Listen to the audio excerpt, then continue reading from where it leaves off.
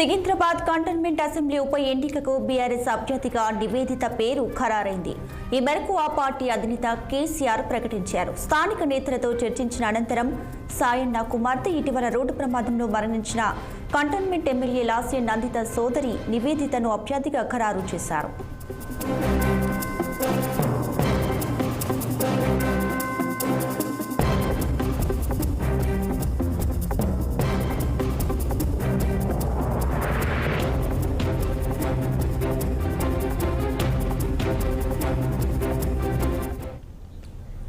Secunderabad cantonment assembly ఉప ఎన్నికకు BRS అభ్యర్థిగా నివేదిత పేరు ఖరారైంది. ఈ మేరకు ఆ పార్టీ అధినేత కేసీఆర్ ప్రకటించారు. స్థానిక నేతలతో చర్చించిన అనంతరం సాయన్న కుమార్తె ఇటీవల రోడ్డు ప్రమాదంలో మరణించిన కంటోన్మెంట్ ఎమ్మెల్యే లాస్య నందిత సోదరి నివేదితను అభ్యర్థిగా ఖరారు చేశారు. ఇదే విషయానికి సంబంధించి పూర్తి డీటెయిల్స్ మా పొలిటికల్ బ్యూరో చీఫ్ రాములు అందిస్తారు. ఫోన్లో రాములు.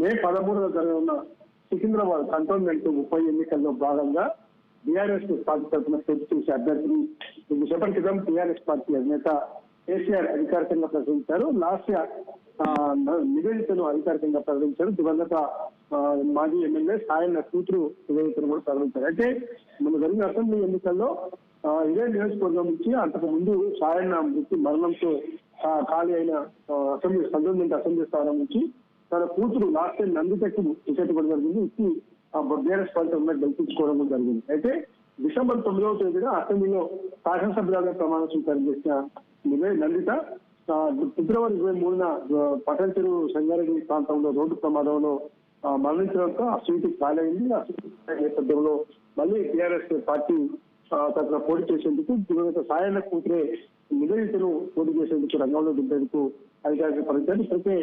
ఇప్పటికే ఈ స్థానంపై మళ్ళీ విశాఖతో పాటు ఇంకా 2-3 నేతలు పోటీ పడ్డప్పటికీ మళ్ళీ సాయన్న కుటుంబానికి టికెట్ కేటాయించి మిగతా పక్షాలను కూడా మద్దతు కోరే అవకాశం ఉంది.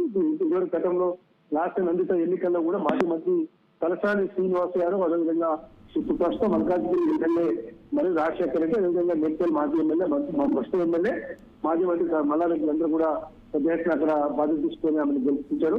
ఇప్పుడు కూడా మళ్ళీ సాయన్న కూతురు నివేదికను గెలిపించేందుకు కూడా ప్రస్తుత మాజీ సంస్థ ఎమ్మెల్యే మాజీ మంత్రి తలసాని శ్రీనివాస్ యాదవ్ బాధ్యతలు అప్పగించే అవకాశం ఉంది. Right Ramulu, thanks for the updates.